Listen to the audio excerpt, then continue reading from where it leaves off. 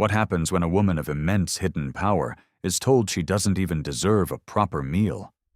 The hum of Flight 217 was steady like a low mechanical heartbeat under the soft glow of cabin lights. Business class stretched in quiet luxury, wide leather seats, the color of cream-polished tray tables folded at the armrests, the faint scent of roasted lamb and warm bread wafting from the galley. Everything about this space was meant to whisper exclusivity, comfort, privilege. For most passengers, it did. For one passenger, it became a stage for something else. Dr. Imani Carter sat in seat 3, a posture straight but not rigid. 39 years old, she carried herself with an ease that came from decades of having to prove she belonged in rooms where her face and her voice were the minority. Her buzz-cut hair, sharp features, and Cartier watch caught the light each time she adjusted her glass of water. She looked like calm composure itself, but that was only what the untrained eye could see. Across the aisle, the first round of meals arrived. A man in a gray tailored suit chuckled as a flight attendant placed before him a silver tray layered with roasted lamb golden potatoes in a spring rig of rosemary. The aroma of wine sauce rose, mixing with the yeasty perfume of bread rolls warming in baskets. The attendant leaned in with a smile, as if presenting a crown. The man tapped his fork and took a sip of Bordeaux and smirked toward the aisle.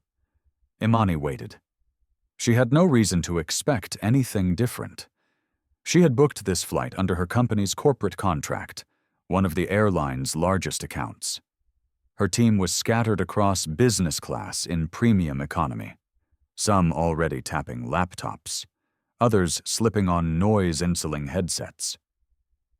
She folded her hands, listening to the rustle of napkins in the muted clink of cutlery. Then Claire Whitfield appeared, lead attendant. Blonde hair pulled tight in a bun navy uniform crisp against the cabin light. In her hand, a tray balanced almost carelessly. On it, a single slice of plain white bread, a glass of lukewarm water. Nothing else. Claire stopped at Imani's seat, leaned slightly, and placed the tray down with the kind of mechanical grace reserved for disposable gestures. No introduction, no smile. Imani blinked once, her eyes lowered to the pale slice of bread. The water glass sweated onto the linen cloth. She looked back up. "Excuse me," she said evenly. Her voice carried calm, but impossible to ignore. "Is this my meal?" Claire's lips curved, not in politeness, but in something sharper. "That's what's available for you tonight?" It took less than 90 seconds for the insult to be complete. Behind Imani, a few passengers shifted. One man stifled a laugh. Another angled his phone upward, pretending to scroll. But the little lens at the top corner gleamed red, already recording. The discrimination wasn't hidden. It was right there on the tray.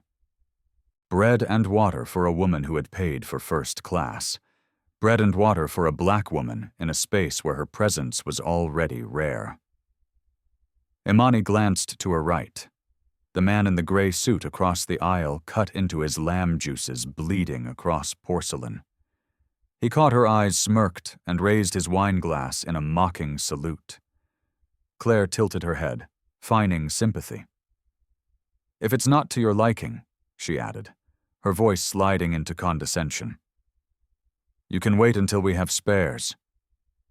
She lingered on the word, letting it hang like a verdict. You are not first-class material. She has no idea that the woman she just dismissed holds contracts that could shake her airline to its core. Imani inhaled slowly, then exhaled the kind of measured breath that masked heat beneath steel. Her fingers brushed the rim of the water glass. She lifted it, sipped once, and set it back down without comment. But her eyes said everything. Claire caught the look, and for a fraction of a second, something in her faltered. Then pride surged, and she straightened her shoulders, smirks still etched. She turned away, already reaching for another tray. 2 rows back, a younger traveler whispered too loudly, "Why just bread? Isn't she in first class too?" His companion shrugged. "Maybe not supposed to be here. Doesn't look like the others." Imani heard. She always heard. The man in 4B leaned forward, amusement glittering in his eyes. His phone still recording caught the whole exchange. The bread, the smirk, the silence. He wasn't filming for justice. He was filming for entertainment. He thought he was capturing a minor spectacle. He had no idea he was about to upload the opening scene of a corporate earthquake. This decision will cost more than Claire could ever imagine. Imani leaned back against her seat, calm, collected, calculating. She broke the slice of bread in half, set it neatly back onto the tray, then folded her hands together. She didn't raise her voice. She didn't argue. She let the humiliation hang in the air like a storm cloud. Because storms do their best work in silence before the thunder comes. Across the aisle, the suited man carved another bite of lamb, savoring it with exaggerated pleasure. His laughter joined the low hum of the engines. Claire continued down the aisle, her posture radiating smugness. The other attendants avoided Imani's eyes. Not one offered correction. Not one intervened. Silence became complicity. Have you ever sat somewhere you paid for only to feel the entire room decide you didn't belong? That was seat 3A tonight. Imani's gaze shifted towards the faint reflection in the polished window. A woman in Powers suits, glass and handbray on her tray. To others, a passenger. To herself, a memory. In that moment, flashes from her past rose unbidden. The conference 10 years ago, when an investor mistook her for an assistant instead of the founder. The hotel lobby where staff handed her valet tickets without asking if she was checking in. The boardroom where her patents were doubted until a white male colleague repeated her words. Each memory was a shard. Tonight, Claire pressed those shards deeper. Imani's jaw tightened, but she remained still, outwardly composed, inwardly burning. The phone in 4B vibrated. The man glanced down. Uploading. The status bar read 30%, then 50, then complete.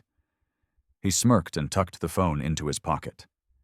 The clip was already moving beyond the cabin, bouncing through cell towers, climbing onto feeds where hundreds of thousands of eyes would soon see breadwater and quiet defiance. She has no idea the ripple effect is already moving. Imani's phone rested on her armrest, black screen reflecting her face. She didn't touch it yet. Not now. Timing was everything. Another attendant approached the man across the aisle, refilling his wine with ceremony. No one came near Imani's table. The bread remained untouched. The water grew warmer, but the silence around her was not weakness. It was a blade being sharpened. Imani lifted her chin, eyes following Claire as she worked her way down the aisle. For the briefest moment, Claire turned back, their eyes locked again. Imani's stare was unflinching cold steel and velvet silence. Claire looked away first. The hum of the aircraft continued, but the air in business class had changed. Passengers whispered, phones hovered. Some smirked, others frowned, but no one missed the imbalance on display. Imani sat unmoving every second, adding weight to the moment. A calm presence in a storm she had not started, but one she was fully prepared to end. And as the bread sat untouched on her tray, the world beyond this cabin had already begun to stir. The bread remained untouched. The water glass had grown tepid condensation sliding in slow trails across Imani's tray. Around her the cabin hummed with forced normally cutlery, striking porcelain, muffled laughter, the metallic hiss of cartwheels rolling down the aisle. But the silence around seat 3A was no longer simple quiet. It was loaded, watching, recording, waiting. 2 rows behind the young man in 4B, lowered his phone and smiled faintly. The upload bar had flashed green seconds earlier. 15 seconds of footage, the attendant's sneer, the bread and water, the calm stare of the woman who hadn't raised her voice. He hadn't added commentary. He hadn't needed to. The images spoke louder than words. By the time the aircraft pierced through jet ream winds over the Atlantic, the clip was already racing through cell towers. TikTok's algorithm seized it, slotted it between dance routines and comedy skits, feeding it to millions. The title was blunt. First class only if you look the part. 300,000 views before the cart reached row 5. Imani closed her eyes. Posture, still perfect earbuds resting, but silent. She wasn't sleeping. She was listening to whispers drifting like smoke around her. She must have booked last minute. No way she belongs up here. Bread and water. That's humiliating. Every syllable added weight to the silence she carried. She has no idea her quiet defiance has already become a rallying cry online. Across the aisle, the man in the gray suit carved into lamb with theatrical flair wine swirling in his glass. He smirked each time his fork scraped against porcelain, as though the sound itself was another layer of insult. Behind Imani, another passenger muttered too loudly. "She'll complain when we land. People like that always want something free." His companion chuckled. Imani's eyelids lifted. She turned her head slightly, gazed sweeping across the cabin, calm, controlled, but the weight of it made one attendant avert her eyes instantly. Claire returned to collect trays. She stopped at Imani's seat, lifted the untouched bread, and muttered under her breath, "Wasteful." She didn't look at Imani when she said it. She didn't need to. Imani's jaw tightened. She exhaled slowly, fingers brushing the rim of her glass. Then she placed both hands on her lap, perfectly still once more. What happens next will shock them because the woman they think they've humiliated is about to upend far more than a single flight. On the ground, the clip had already jumped platforms. A college student in Atlanta reposted it to Twitter with 4 words, "Flying while black." Still, retweets surged. A Facebook group for frequent travelers shared it, captioned, "Imagine paying thousands for this." By sunrise over New York, the clip had crossed 1 million views. Instagram influencers stitched it with their own stories of being dismissed at hotels and restaurants. Comments flooded. "This is exactly why representation matters. Unbelievable. I've flown this airline for years. Never saw anything like this. Bread and water in first class. This is 2025, not 1955. Imani knew none of this yet, but the ripple was already a wave.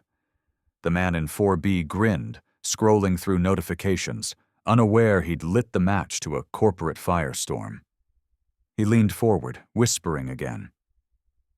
"She'll regret making a scene." His companion laughed softly. They thought she was powerless. Have you ever sat in a place you paid for only to feel the room silently vote you out? That was seat 3A tonight in Los Angeles. A lifestyle blogger with 2 million followers opened her morning feed, saw the clip, and posted, "I know this look. I've lived this look." Dignity denied at 30,000 FT. Within an hour, her post had 50,000 likes. On Instagram, a retired Olympian added her voice. "This isn't about food. This is about being told you don't belong." Comments poured in exactly. "Been there. Never again."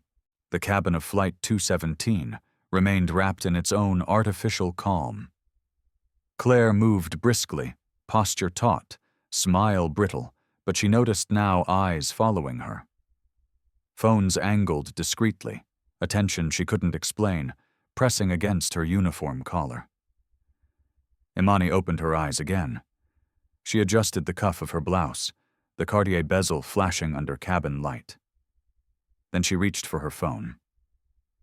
One fingertip tapped the black glass. The screen bloomed briefly, then went dark again. To anyone else, meaningless. To her, a quiet marker of timing. In the next 60 seconds, a second clip surfaced online. A passenger had whispered bread and water in first class. Imani's calm reply, one word almost whispered, "Enough!" That single word clipped and replayed racked up 200,000 views before the plane crossed Irish airspace. Commenters called it chilling, dignified, unforgettable. The personal cost of this moment wasn't hunger. It was the erosion of dignity, something Imani had defended her entire career. And now her defense was trending. By mid-morning, celebrities joined in. A Grammy-winning singer retweeted, "I felt this in my soul." An Oscar-nominated actress added, "Her silence is the loudest scream." Screens lit up across offices and homes. Hashtags surged. Mealgate hush flying while black. Hash bread and water. Claire still believed she controlled her cabin. She collected plates, refilled glasses, smiled mechanically. But each time she glanced sideways, another phone lens was pointed discreetly. She could feel the judgment, even if she didn't know why. She had no idea the world outside was already deciding her fate. The clip no longer belonged to the passengers. It had already escaped the cabin, carrying its weight into millions of feeds. This is Black Stories Unveiled, the channel where we bring hidden moments of dignity and power into the light. And what you're hearing isn't about a slice of bread or a glass of water. It's about recognition and the cost when it's denied. Back in the cabin, Imani remained composed, eyes forward. To her left, the man in gray dabbed his lips with a linen napkin, smug grin returning. Claire passed him another glass of wine with deference. He lifted it toward her as if they shared a secret victory. Imani watched, unblinking. Then she returned her gaze to the dark screen of her phone. The aircraft pressed through clouds, but the real turbulence was unfolding thousands of miles below. Tweets turned into threads. Facebook posts turned into debates. A morning show anchor introduced the clip, live, voice-heavy. This isn't just bad service. This is a question of who gets to belong in spaces labeled first class. View counts ticked upward. Hundreds of thousands became millions. Imani sat in silence. The lamb's scent still clung to the cabin. The bread was gone. The humiliation lingered. But for the crew of Flight 217, the countdown had already begun. The flight had been in the air for 5 hours when the calm broke. Imani had sat in silence long enough. Bread gone, water glass empty. The quiet stares she'd carried had become a storm, far louder than any protest. Phones around the cabin buzzed with notifications. Some passengers already seeing their own cabin, mirrored back to them on tiny glowing screens. The clip had escaped. It was alive. Claire moved back up the aisle, chin raised, voice crisp as she addressed another passenger. Her eyes flicked towards Imani, then quickly away. She thought the insult was finished. She thought the quiet meant surrender. But silence was only the first move. Imani straightened in her seat. She reached forward, pressed the call button. The soft chime rang through the cabin, impossibly loud in the tense quiet. Heads turned. Claire stopped mid-step, turned sharply, and approached. "Yes," she asked, her tone clipped. Imani looked up at her with unblinking calm. "I'd like to know," she said softly, "why the passenger beside me received lamb and wine, and I received bread and water." Her words weren't raised. They didn't need to be. The stillness in her tone carried a weight no volume could match. Claire's lips twitched, catering miscalculation, she said briskly. "It happens." Imani tilted her head, studying her. "And your decision," she asked, "was to deliver bread and water without explanation." The attendant hesitated, then hardened her expression. You got what was available? She replied, voice steady, though her eyes betrayed a flicker of unease. The ripple effect is about to hit harder than she realizes. 2 rows back, another phone camera angled higher. This wasn't just quiet documentation now. This was confrontation. Imani folded her hands on the table. You know that she said voice calm? I've had bread and water before, but usually that was when I chose to fast, not when I paid for first class. The line cut through the cabin like a blade. A few passengers sucked in sharp breaths. Someone whispered, "Did she just but stopped knowing better than to finish?" Claire stiffened. "If you're dissatisfied, you can file a complaint after landing," she said quickly, her words defensive, her posture rigid. Imani's gaze held her. Not angry, not pleading, just a look that stripped away excuses. She has no idea who she's talking to. The man in the gray suit across the aisle chuckled, shaking his head. Some people just can't be satisfied, he muttered loud enough for half the cabin to hear. Imani turned her eyes to him. No words, just a glance, the kind of glance that in a boardroom ended careers. He shifted in his seat, the laughter faltering. Claire cleared her throat, tried to recover authority. "I'll see if anything else can be arranged," she said tersely. Imani nodded once. "You do that." Claire turned away quickly, but the damage was already done. The cabin had seen, phones had recorded. Words were being typed faster than she could walk. On the ground, the confrontation hit the feeds like a second wave. The original clip had been shocking. This was seismic. A woman calmly dismantling an attendance excuse sentence by sentence. Had Mealgate vaulted into the #1 trending slot. Within the hour, millions watched her say bread and water. That's what I choose when I fast, not when I pay for first class. The quote alone became a banner plastered across Twitter, Threads, Instagram captions, Reddit memes. Dignity turned into a weapon sharper than anger. In the cabin, Claire returned minutes later carrying a tray.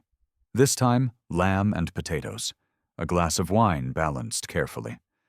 She set it down wordlessly in front of Imani. Imani didn't touch it. She only looked at it, then back at Claire. Her voice was almost kind, but each syllable carried iron. "Do you believe this fixes it?" Claire's jaw clenched. "It's the proper meal," she replied. Imani's eyes lingered on her. "Proper meal?" She repeated softly, the phrase cold and cutting. Then she leaned back, folding her arms. "Keep it." The cabin fell silent.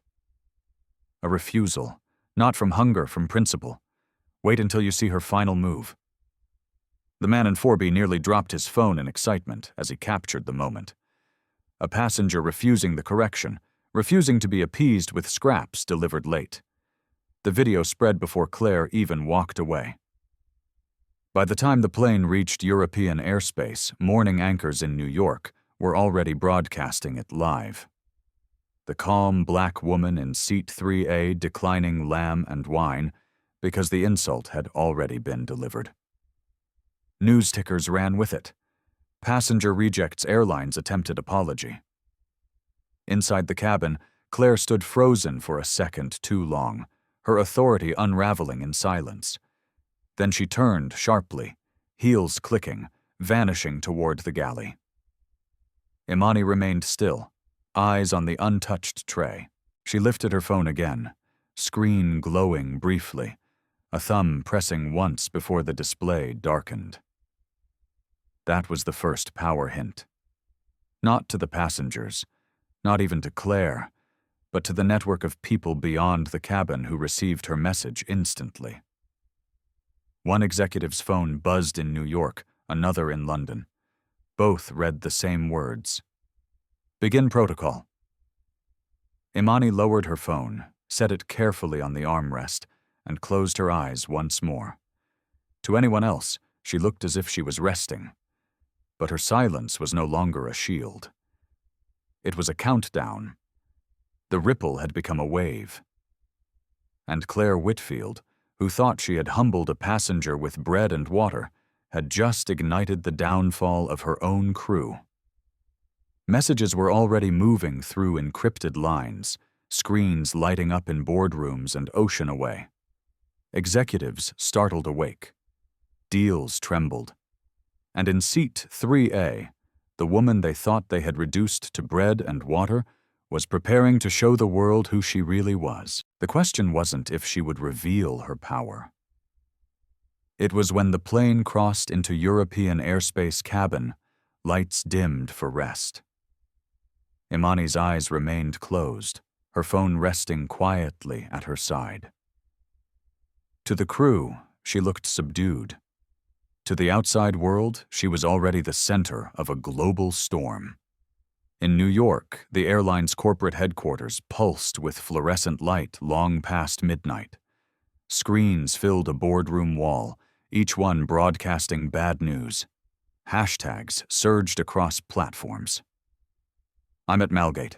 Flying while blackwash breadline in first class. The trending graphs look like rockets climbing into the stratosphere. What do you mean 2 million views? Barked Harrison Kell, the CEO of Continental Transair. He slammed his palm on the conference table, rattling water glasses. The head of communications adjusted her glasses nervously. Sir, it passed 2 million in the last hour. TikTok, Instagram, Twitter, it's everywhere. Fix it, Kell snapped. Kell, we're trying. But she hesitated, glancing at her screen. Reddit threads are exploding. People are posting old complaints about the same crew. There are claims this isn't the first time. The COO cut in sharply. That means it's systemic. One viral clip we could spin as a mistake, but a pattern that's lethal.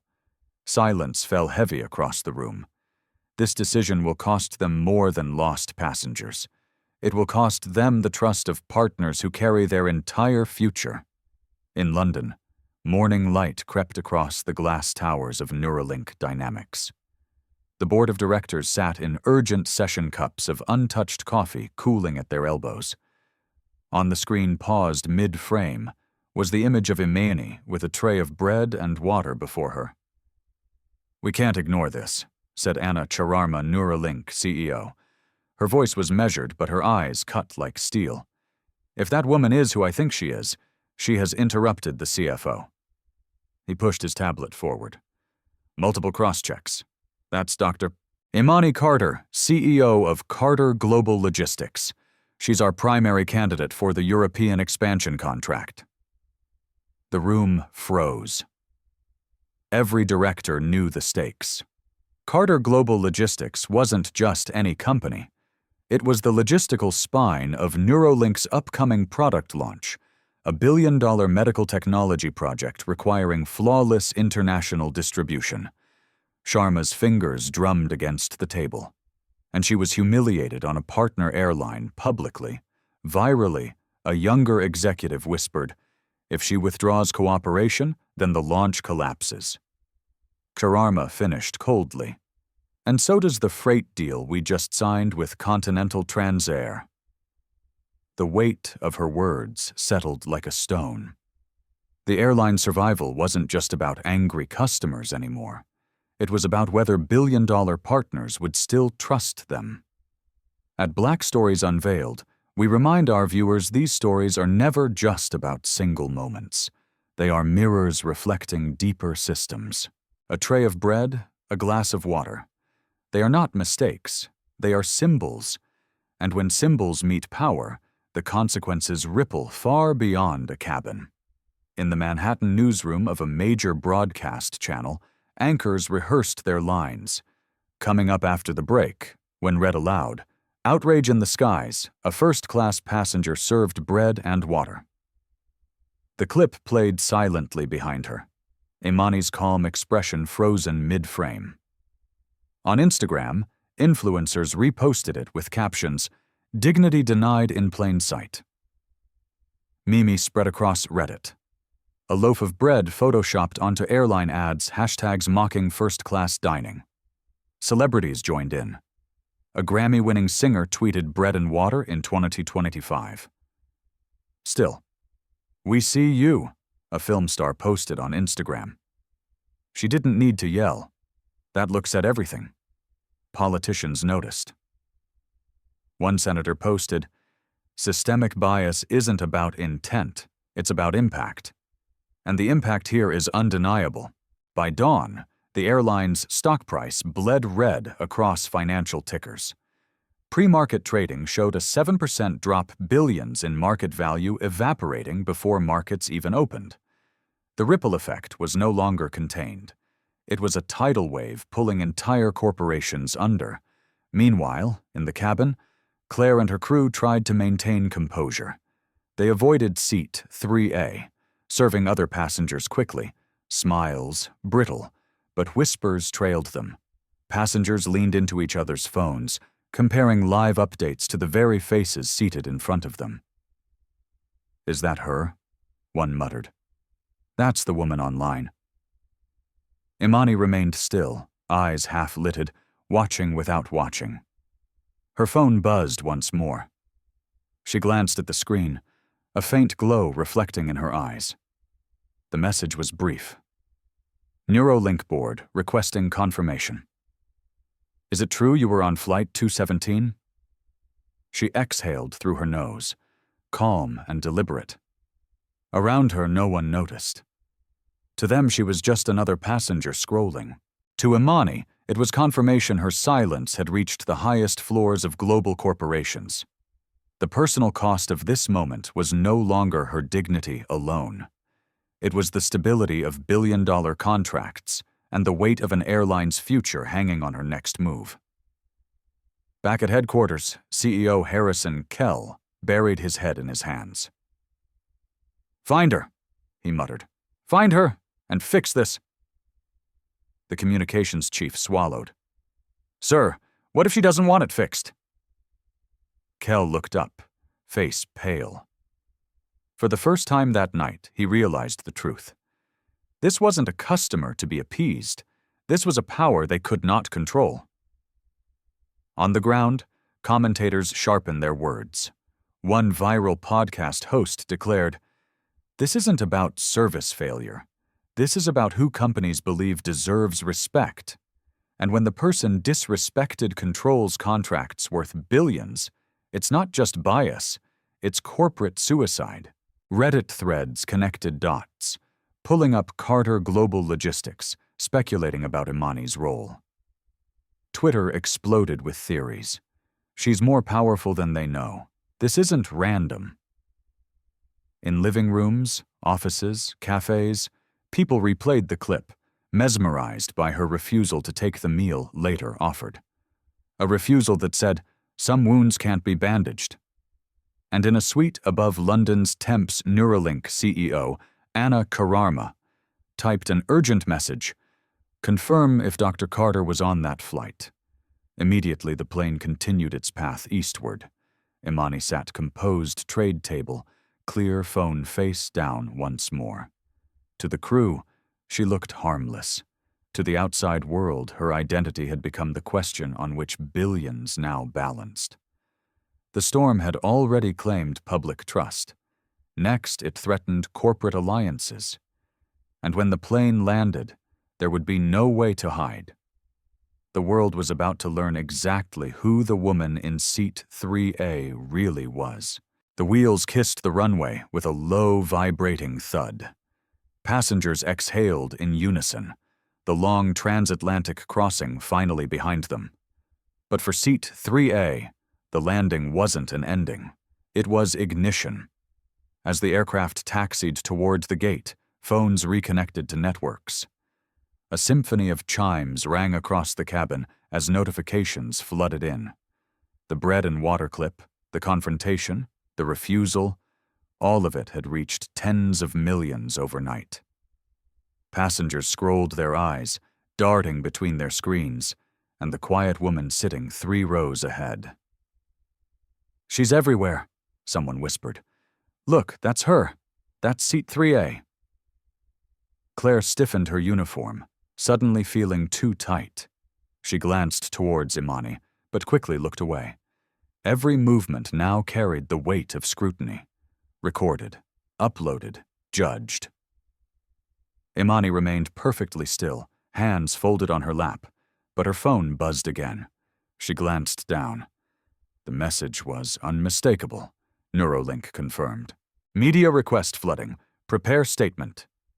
She exhaled slowly as if centering herself. The time for silence had ended. The doors opened with a metallic hiss.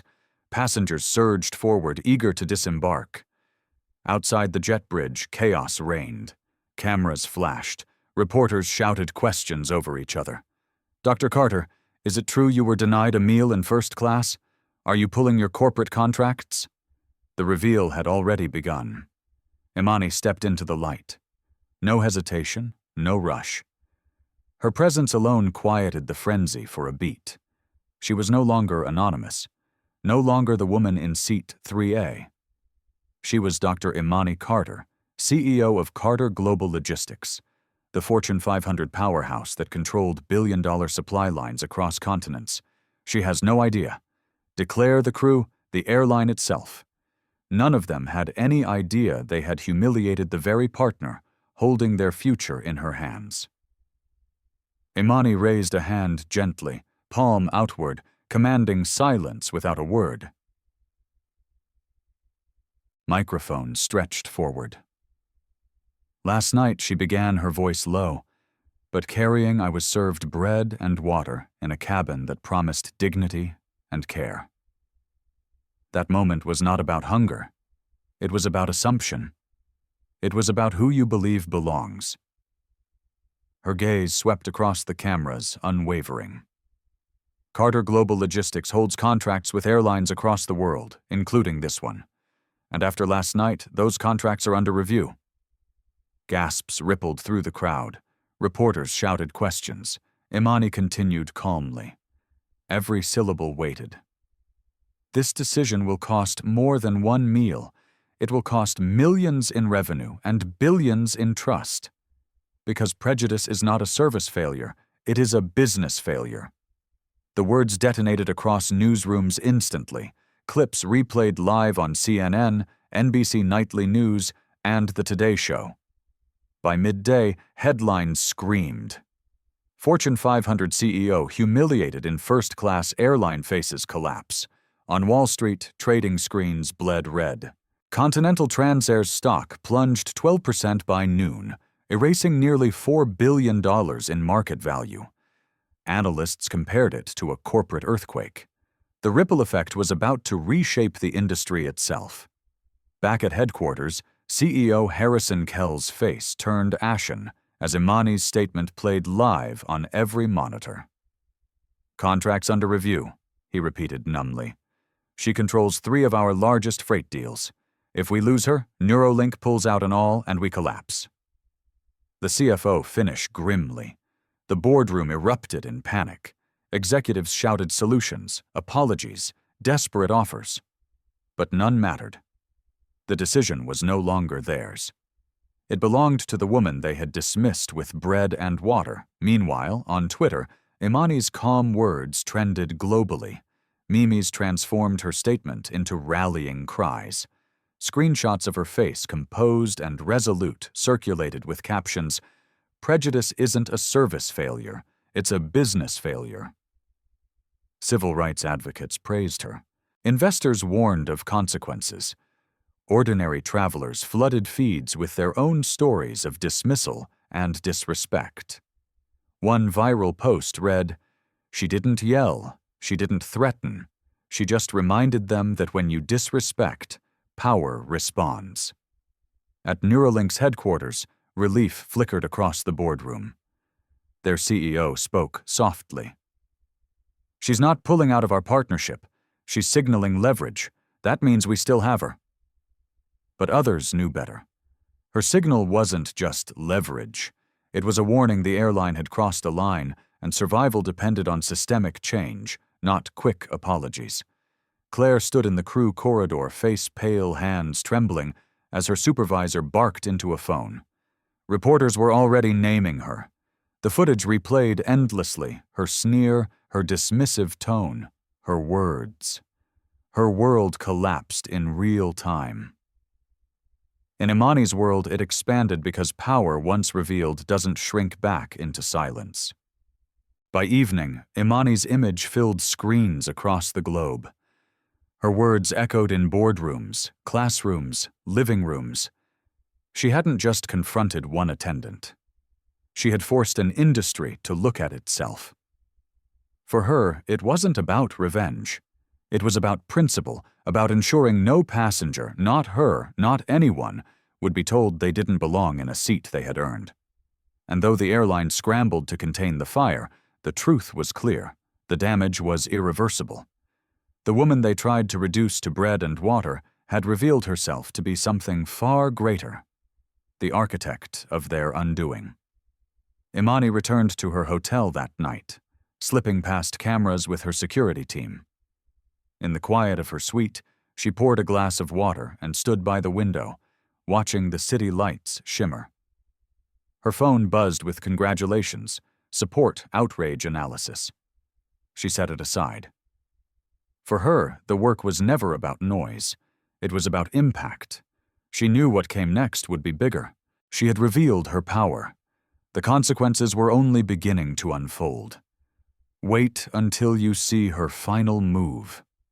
The footage of Imani's calm statement echoed around the world.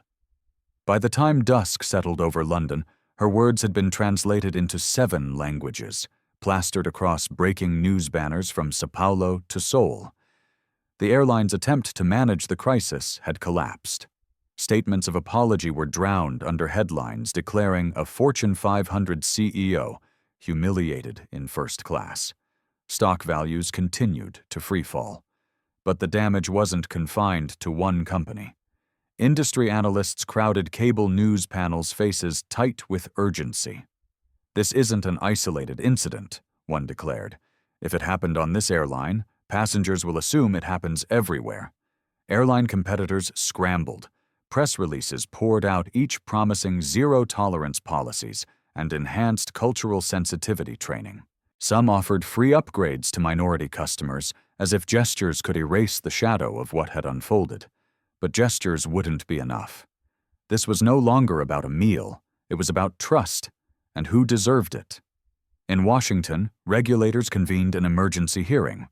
Officials from the Department of Transportation and the FAA reviewed footage frame by frame, their expressions hard. One commissioner spoke bluntly. If a customer can pay thousands for first class and still be treated as less than human, we have a systemic problem. Another added, and when that customer happens to be a CEO controlling billion-dollar contracts, we see what happens when prejudice collides with power. The industry can't survive this kind of exposure without reform. The ripple effect was about to reach government halls. Classa lawyers smelled blood. Within 24 hours, 3 firms announced investigations into discriminatory patterns across major airlines. Travelers flooded hotlines with their own stories. Bread and water became a metaphor whispered across forums, a shorthand for indignities suffered but never reported. The lawsuits multiplied, each one sharpening the knife pressed to the industry's throat. At Continental Transair headquarters, executives gathered again. But the mood had shifted. There was no shouting now, just grim faces staring at numbers on screens. Billions evaporated partnerships, frozen bookings plummeting. The CFO spoke quietly. We're on the verge of insolvency. The CEO clenched his jaw. Then we cut what someone asked. Not what, who. The announcement came by morning. Claire and her entire crew were fired. But it didn't stop there. The COO resigned under pressure. The head of customer service followed. Within 48 hours, a cascade of firings reached the vice president tier. The message was clear. Survival required blood. Across the Atlantic, Imani watched the headlines from her suite. She didn't smile. There was no triumph in her eyes, only certainty. This was bigger than one airline. It was about reshaping an industry. For Imani, this isn't just about punishment. It's about forcing a system to look at itself and admit its rot. She poured another glass of water, stared at the reflection of city lights, and whispered, "They'll change or they'll collapse." Competitors felt the warning. Shares of rival airlines dipped as investors feared contamination. Some carriers announced mandatory training overnight. Others reshuffled executives to signal seriousness. One European airline offered Imani a public partnership, an initiative named Dignity in the Skies, promising transparency and oversight. Stockholders applauded. Travelers reposted their pledge with cautious hope. It was proof systemic change could no longer be optional. But change doesn't come without resistance. Industry lobbyists whispered about overreaction. Anonymous sources claimed the issue was blown out of proportion. But their words carried little weight against the roar of the public because the world had seen the bread, the water, the stare, and no argument could erase it. Civil rights groups marched at airports across major cities. Signs read, "We belong in first class too." Crowds chanted Imani's words, "Prejudice isn't a service failure, it's a business failure." Airline unions scrambled to shield members dug, but pressure mounted. Training programs expanded. Complaint hotlines tripled capacity.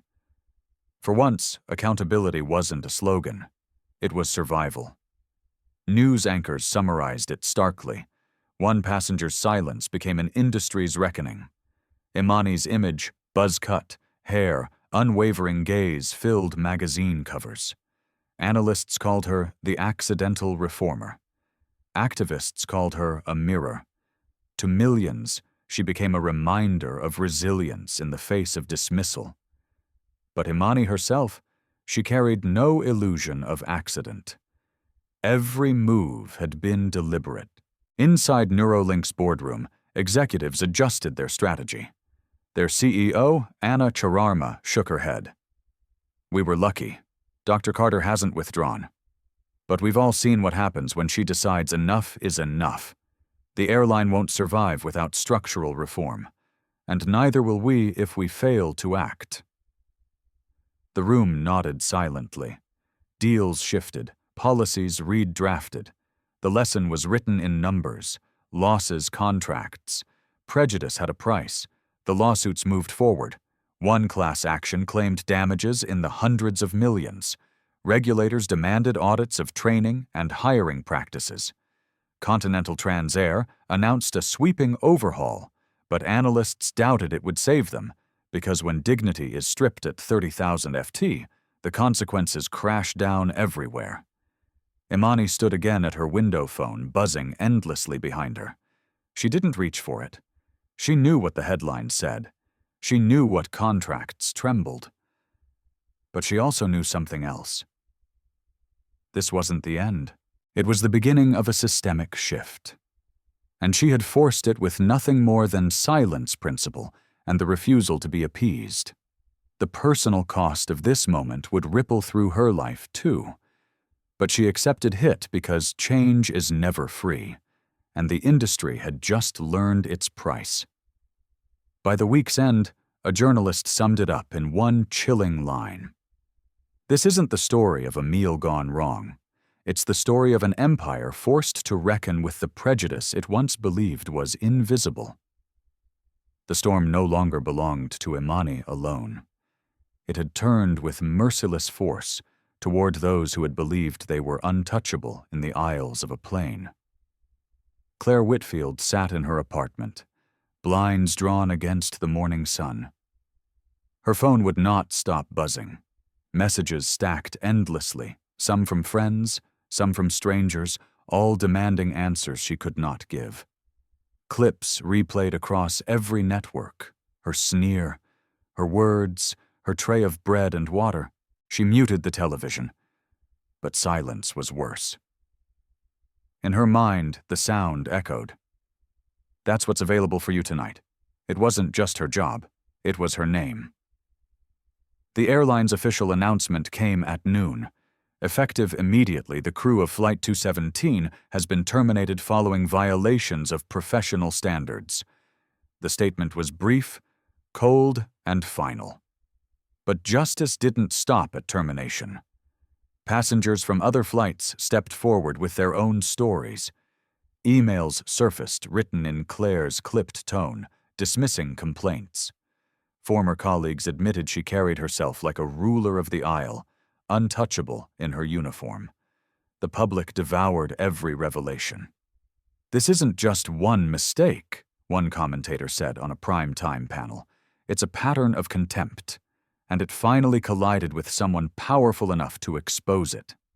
Claire tried to vanish from sight, but the internet has no shadows deep enough. Paparazzi camped outside her building. Talk shows dissected her career. Memes spread faster than apologies. Her face photoshopped onto bread packages, her name trending as a punchline. The humiliation was complete. She has no idea what it feels like to be on the other side of the public judgment. Until now, the ripple stretched to her family. Her husband declined interviews, her children shielded from cameras at school. Former allies turned away. Support dissolved. In her isolation, Claire realized the truth. She had become a warning, not a worker. Justice had found her, not in court, not in prison, but in the collapse of everything she had built her identity upon. At Black Stories Unveiled, we don't tell these stories to celebrate destruction. We tell them because justice, when it comes, forces us to ask what it really means. Was Claw's fall punishment? Or was it consequence? And how many others like her exist hidden behind uniforms, believing their small power protects them? These are the questions millions debated as the cameras turned not just on Imani, but on the system itself. On late-night television, the debate raged. One host replayed the clip of Imani refusing the lamb and wine, then cut to the announcement of Claire's termination. "Viewers," he said, "was this justice or was it too far?" Phones lit up across the nation as audiences weighed in. Some argued Claire deserved nothing less than public disgrace. Others insisted no single person should bear the weight of an industry's sins, but no one denied the magnitude. Justice had been served, and it was messy, public, and unforgettable. Imani watched none of it. She was already focused on what came next. For her, justice wasn't spectacle. It was structure. It was ensuring that Claire's fate wasn't an isolated story, but a warning that reshaped the entire landscape. Because justice for one flight meant nothing if the skies themselves didn't change. By the end of the week, Claire's license was revoked. No airline would touch her application. Her career in the skies ended with a single tray. The rest of the crew scattered, some silent, some bitter, but all branded by the same stain. Talk show host summed it up in one line. They thought they held authority over one passenger. Now they carry the consequences for an entire industry's arrogance. The justice was personal, undeniable, and final. But the world was still left with a question. Was this enough? The downfall of one flight crew had become a lesson for the entire industry, but the world was not finished, and the storm refused to settle. It spread like wildfire across continents and into the highest corridors of power. By the second week, the headlines had shifted, no longer speaking only of humiliation or contracts or stock crashes, but of reform, of hearings of global change. In Washington, lawmakers convened with unusual urgency, pressing airline executives under oath, replaying the footage for the 10th time until the image of bread and water on a silver tray burned into every screen in the chamber. If a Fortune 500 CEO can be treated this way, one senator demanded, what chance does an ordinary passenger have?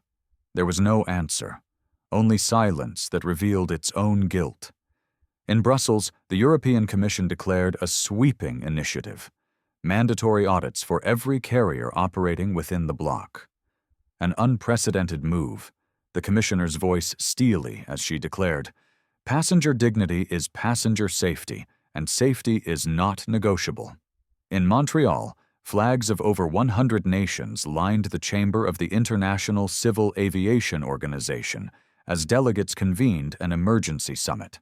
The bread and water clip appeared on a massive screen, Imani's calm face visible to all. A delegate from Africa rose slowly and said, "For decades, our travelers have been treated as second-class citizens in first-class cabins. Today, the world has seen what we have lived." The hall erupted in somber applause, the sound echoing like a verdict. Across Asia, governments moved swiftly.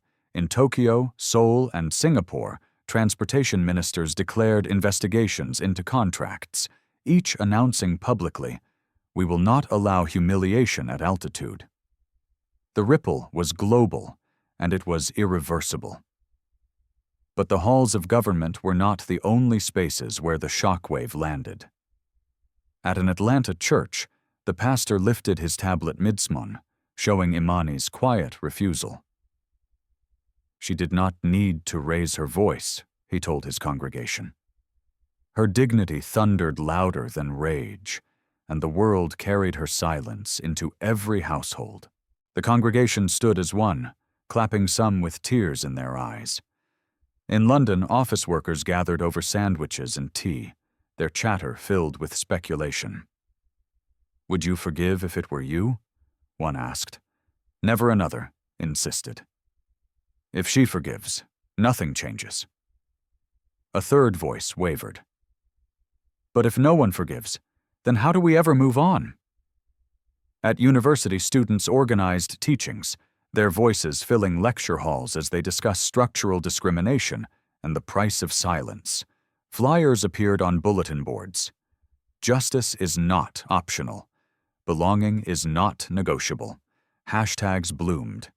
Seats for all sanchitotor dignity at 30K feet, echoing across Instagram and Twitter, while family dinner tables buzzed with debate. Mothers told their daughters that's what it means to hold your ground. Fathers told sons respect is not a courtesy. It is a right. Meanwhile, the industry scrambled to survive. Lufthansa pledged independent oversight boards. Emirates announced audits. Delta promised mandatory training with public reports. Their stock values stabilized as investors rewarded swift response. Continental Transair, paralyzed, and guilty, continued to bleed, red on trading floors. The lawsuits multiplied, each more damaging than the last. Lawyers demanded hundreds of millions in damages, not for one passenger, but for a culture that had persisted for decades. Judges nodded gravely, the phrase systemic contempt repeated like a refrain in court filings. And yet, at the center of it all, Imani lived quietly. She refused interviews, declined panel invitations, ignored the cacophony of pundits. She moved between her office and hotel suites with the same calm precision she had shown in seat 3A. But behind her silence, thought stirred. One evening in Paris, she stood at the window, the Eiffel Tower glittering in the distance, a glass of water in her hand. The reflection staring back at her showed both triumph and weariness. Memories rose unbidden.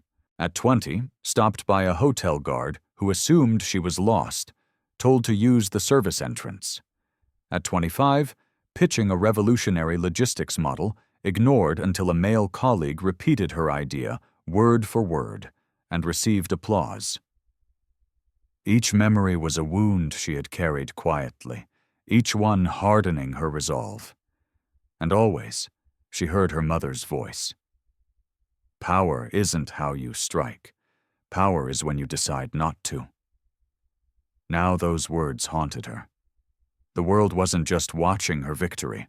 The world was waiting for her choice. Talk shows argued it nightly. "Justice has been served," one host said. But the question now, will she extend grace or let the fire burn? Panel split evenly. Hashtags battled. No mercy against choose grace. Editorials filled column inches. The New York Times asked, "Does mercy weaken justice?" The Guardian countered, "Mercy can be the sharpest form of justice." Every debate circled back to Imani. Every sentence ended with her name. Her advisors urged aggression. The industry is on its knees, they told her. Press harder. Finish this. Leave no room for retreat. Imani listened, then dismissed them with a wave of her hand. She returned to the window, staring at Paris, shimmering. She thought of Claire, disgraced, vilified, pleading in a trembling interview that went viral for all the wrong reasons. She thought of the crew, scattered, nameless, marked forever by one flight. And she thought of herself composed in seat 3A, refusing not only bread but the easy appeasement of lamb and wine. The question clawed at her. Would mercy dilute the movement or preserve it? Would vengeance be remembered as justice or as cruelty? Could she allow space for rehabilitation? Or had the time for second chances already expired? The debate was no longer in studios or parliaments. It was inside her own chest, where her mother's words pressed hard against the echo of millions of voices calling for no mercy. For Imani, the personal cost of this moment was no longer measured in contracts, dollars, or headlines. It was measured in legacy. Whatever she chose would define not just her, but the memory of this movement for generations. She whispered into the silence of her suite, "The choice is mine." And with those words, the world leaned forward, waiting, breath held. The city was alive with questions when Imani finally stepped into the hall. It was a press conference unlike any other rows of cameras. Dozens of microphones journalists pressed shoulder to shoulder, their pens already poised. She wore no extravagant armor, only a dark, tailored suit that framed her presence with simplicity, her buzz cut gleaming under the white lights. Silence fell as she approached the podium. For 2 weeks, the world had waited, arguing in living rooms, debating on talk shows, filling pages of editorials. Would she forgive, or would she deliver the final blow?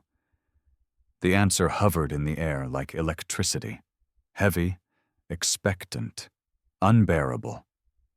She placed her glass of water on the podium, her fingers resting lightly against the stem.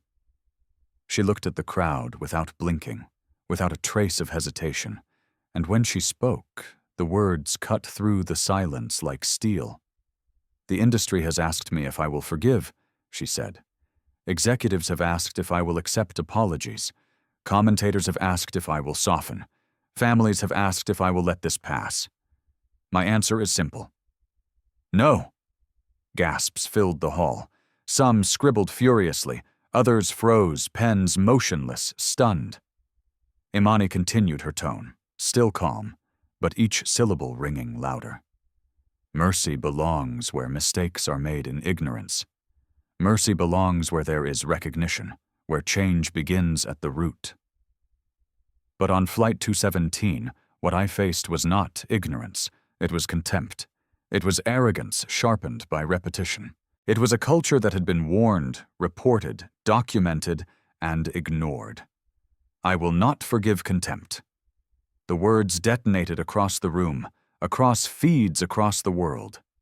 Social media exploded instantly. No mercy surged, climbing past 1 million posts in less than an hour.